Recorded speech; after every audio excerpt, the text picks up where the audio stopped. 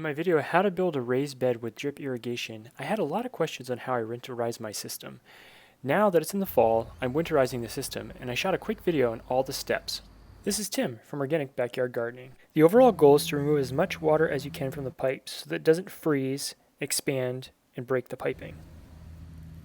I'll first start off by opening the water on all the beds. If you have a shut-off valve on each bed, open them up.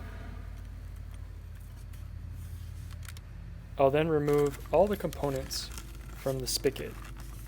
This includes the timer and the pressure regulator.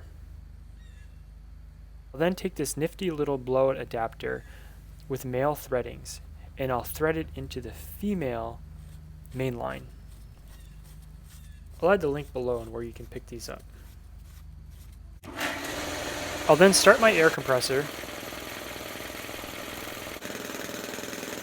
I'll then attach an inflator gauge to my air compressor.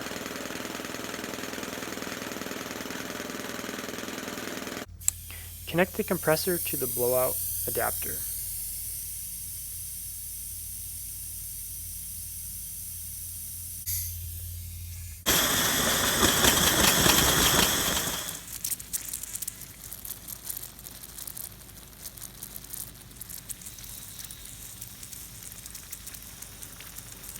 And continue blowing out all the water.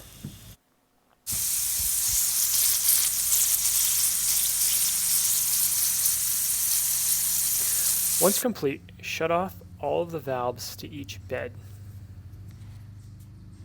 I then like to remove the headers from each of the beds and bring them in the shed to prolong the life of them.